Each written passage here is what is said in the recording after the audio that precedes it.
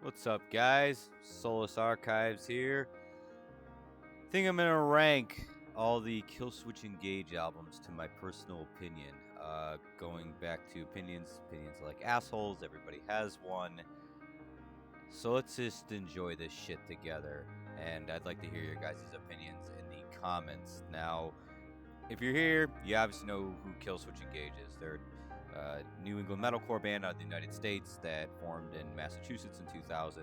They're one of the biggest metalcore bands out there. They're made fun of for the mixing of singing and screaming back in the day, which is now the norm within whatever you want to call metal nowadays. So, before we get into this real quick, go ahead and explain our rating system here. Obviously, you know, A, B, C, D, F. A, you know, Adam D's stage presence, masterpiece kind of greatness. It's a mouthful. But if you ever seen him live, you know what I'm talking about. Some good shit. Grade A, sloppy blowjob good. Oh man, who loves a sloppy blowjob? So, that just means this is some really good shit. It means you're gonna listen to it often. Some good old metalcore, just some good music, some good old metalcore. It's just pretty self-explanatory. The Killswitch Engage is just You've heard better albums from them, but you know, it's not terrible, it's not great, you know, but it's still, you know, it's pretty decent. And then AIDS Dumpster Fire is self-explanatory. It's shit, it sucks. Now, before I go any further, these are great guys. They're great people. I'm looking at this from a fan perspective. If you ever got a chance to meet any of these guys, they're the nicest dudes in the world.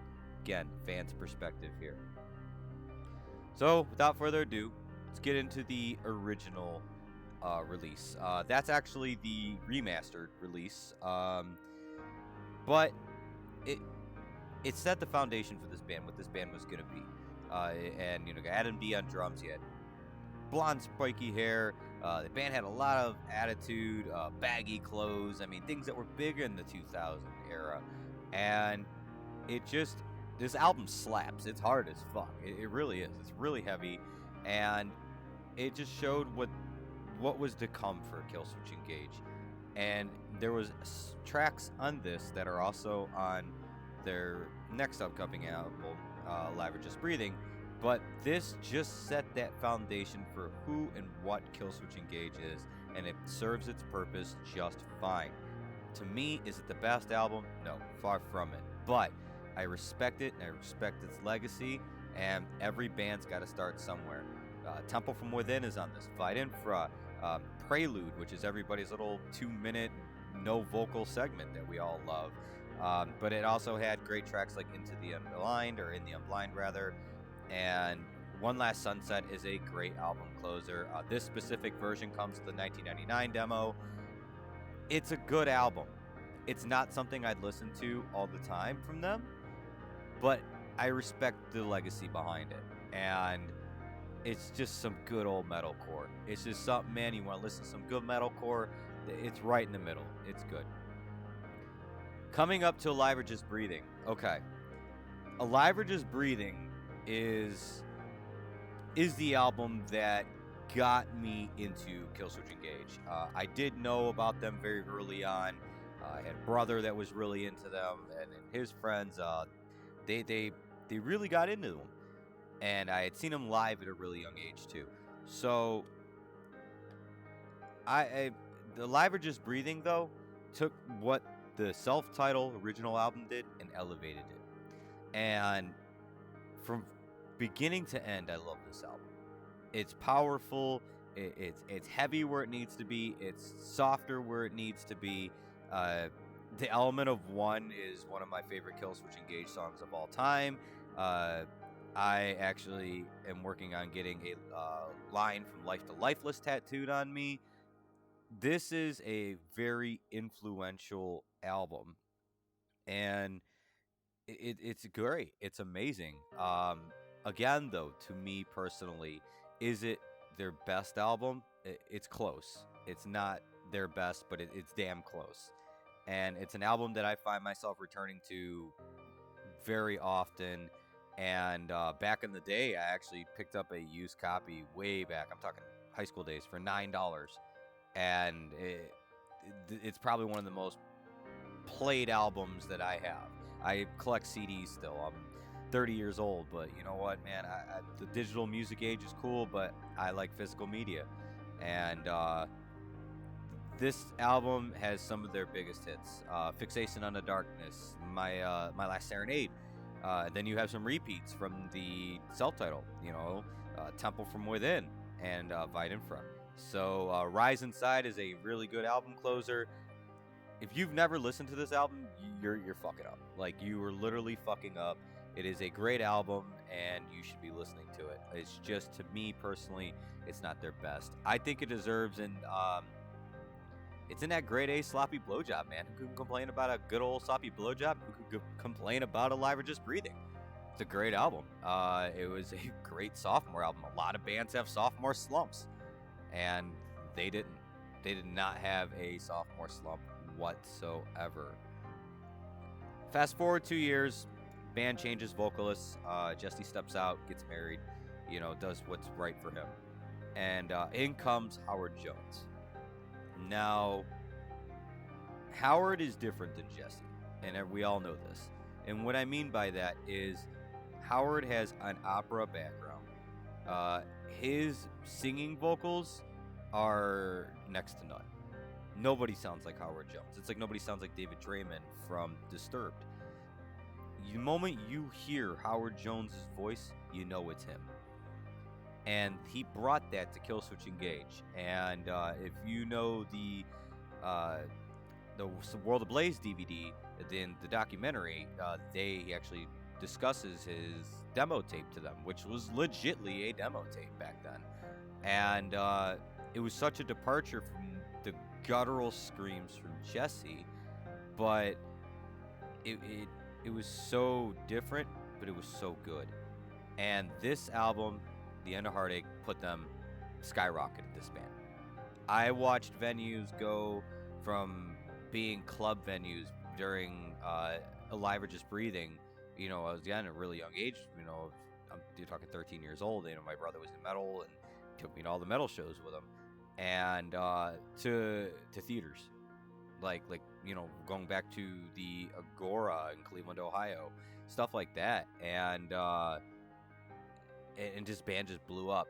The End of Heartache song itself was featured on the Resident Evil Apocalypse movie. Resident Evil is a really popular franchise that was finding its footholding then into the film industry. They're very terrible movies.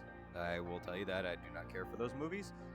They fucked them up, and the games are better. But we're not here to talk about that. We're here to talk about Killswitch Engage, and this album really, this is my favorite album from this band.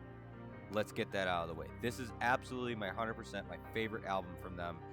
Not for nostalgic purposes, but for just emotional purposes. The shit it got me through.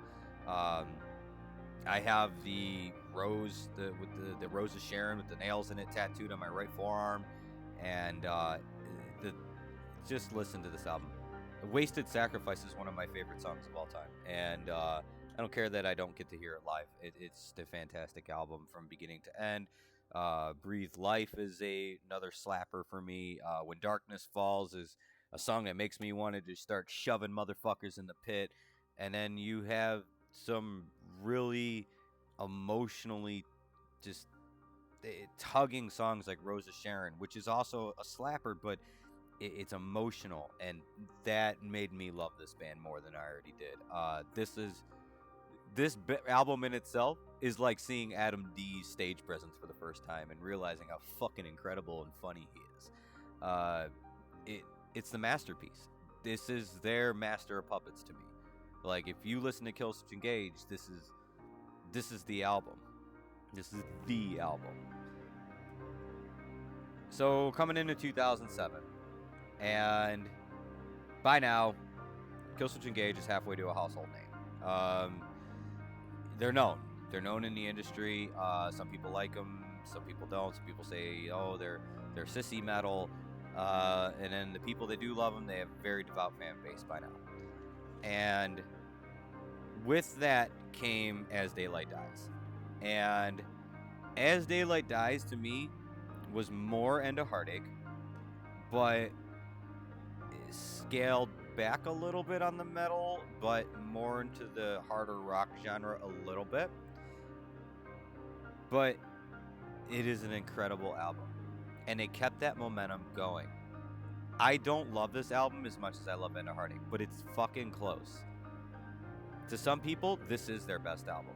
I know so many people that As Daylight Dies, by far, is their magnum opus, and that's okay. This is why we're doing this, because everybody's got opinions, and I want to hear all your opinions in the comments. I want to hear every opinion you have. This album got me through some shit, though. And being an edgy fucking teenager and, graduating high school and all that, it was just a fantastic album. And it still is to this day. I could listen to this album back and front. I have the special edition. And then, not to mention, they covered Holy Diver on the collector's edition, a special edition of this. And the vinyl comes out. If you pre-order the vinyl, comes out in January 2021. So that's fucking awesome, too. And Holy Diver shot them up. I mean, Ronnie James Dio, God rest his soul, fucking legend in metal. And it's hard to cover a song from such a legend, and this band did it. And they did it very, very well, and it shot them up. This album is outstanding. It's not my favorite, but it's absolutely one of my favorites, and it marks like a golden age for this band. And I gotta put it up there with End of Heartache, guys. It's a masterpiece. It really is. These two albums were, to me, the prime of this band. And I'm not saying there was greatness after, because there definitely was, but these two, I was hardcore into this band. So, next would be their self-title, their second self-title. People rag on this album. They say it's depressing. They say it's a low point for the band. And in reality, I wouldn't say it's exactly a low point. It's not their best. I get it. But there is a lot of emotion in this album.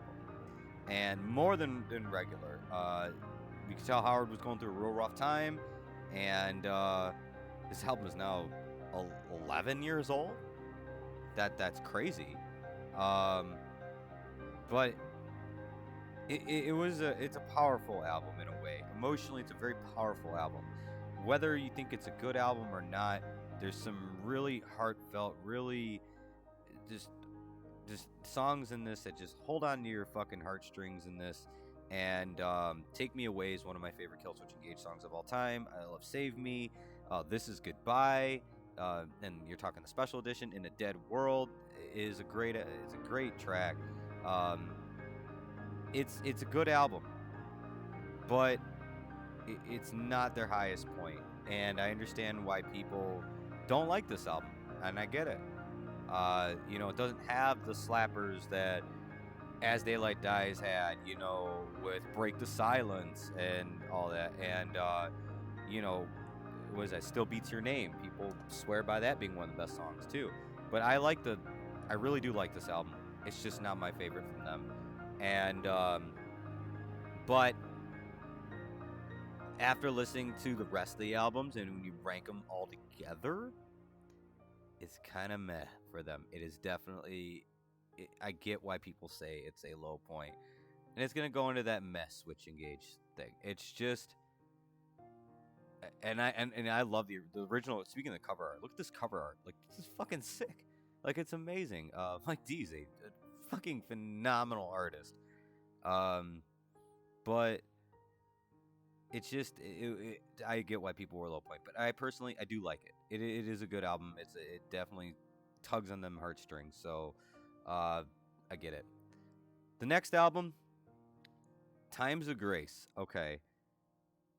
It's not Killswitch Engage, but it might as well be.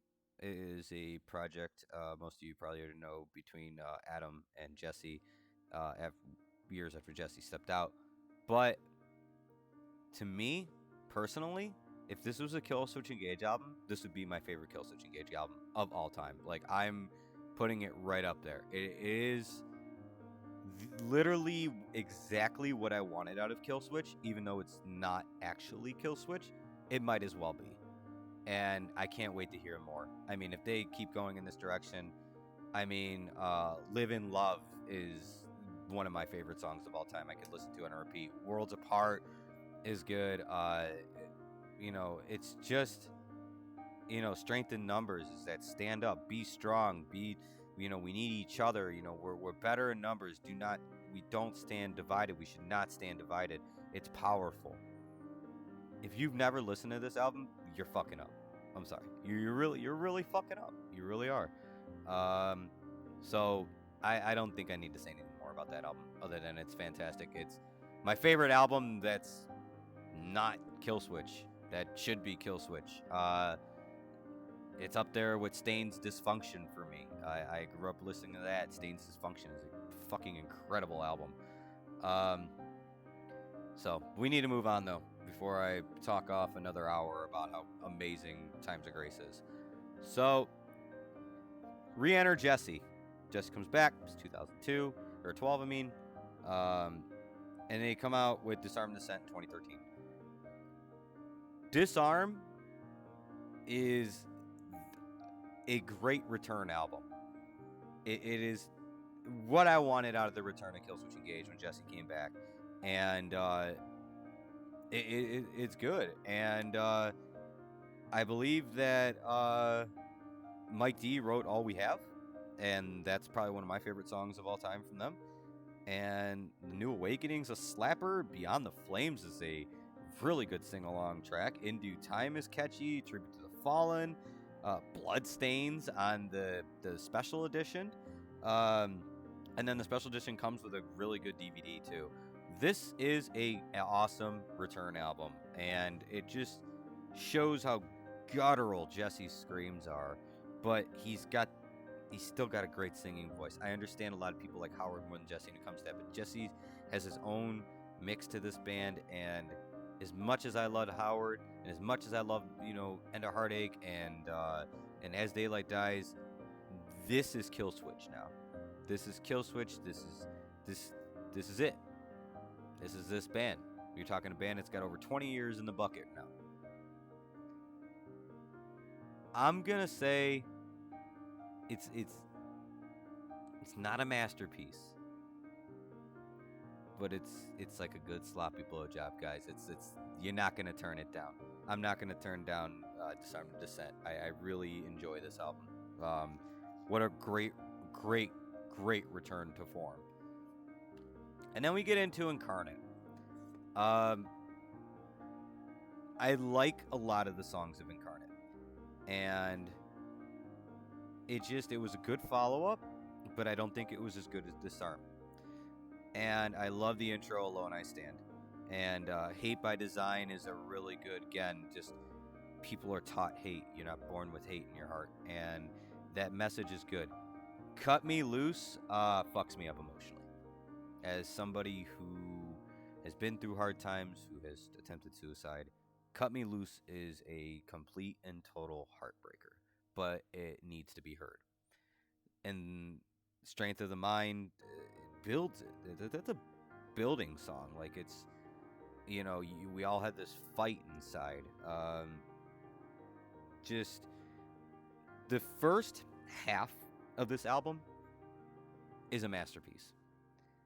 And I like Quiet Distress, but it just kind of descends a little bit for me after, which keeps it from being a masterpiece. And I was a little torn. But I really enjoy the first half of this album. And if the first half of this album was the rest of the album, like if they both, the second half was just as the first half, this would be a masterpiece to me. But it just, I don't know, I felt like it lost its, kind of just lost its foothold a little bit, I guess. But Triumph Through Tragedy is a really good bonus track on the special edition. Nice little slapper there. But it's some good old metalcore, guys. It's just some good old metalcore. Atonement. This is what this band has become up to this point. And while I understand people said they went soft, I don't think so. I think that with Jesse's life changes and stuff like that, I think it bleeds right into this album.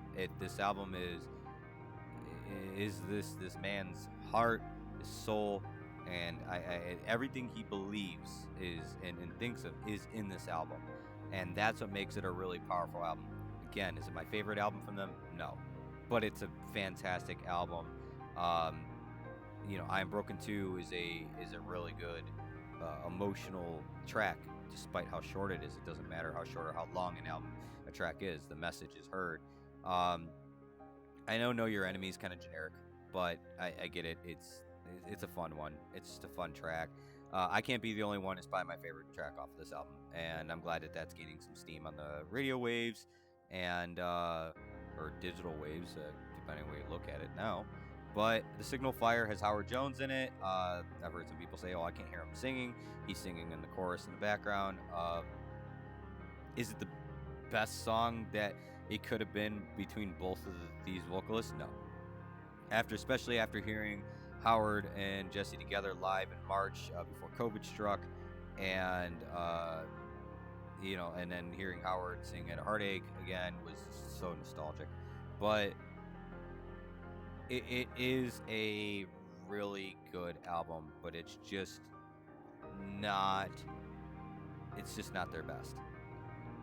But it's a foundation for the future. This band's the only way this band's gonna go is up, and it's just some really good old metalcore, guys. It really is. It's just some good fucking metalcore. Now the B-sides, I know it's not an album, To the Atonement. I like it. I understand why they're B-sides. There's one really fucking good track on this album, and you guys probably know exactly which one I'm talking about here, but the name always slips my mind. And hold on a minute. I Feel Alive Again. Why does that always slip my mind? That song is amazing. I love Hollow Convictions too, but I understand why these are B-sides. They did it for charity. God bless them. But it's gonna fall right into that. Some good old metalcore for me. It's not something I'd listen to all the time. I Feel Alive Again. I can listen to that over and over. But as a whole, it's some good old metalcore. So I realize that there's a DVD, a Blu-ray, Beyond the Flames. That's really cool to watch. I really enjoy watching that and seeing the stuff they did with that. That would be in the grade A. That's like in a good wet fucking blowjob. So as you guys can see, I don't dislike anything from them. There is no AIDS dumpster fire trash from this band. So it's just a fantastic band, and if you've never listened to them, you're either really gonna like them or you're not gonna like them at all. But they hit emotionally hard for a lot of us, and that's why we're all very connected with them. So I realize this video is a little more serious, try to get some comedy in here with the tier names, but that's my list, and I'll put a link in the description below for what's playing. It's called Killswitch Engage. It's beautiful music, and we'll see you guys on the next video. Have a good one, guys.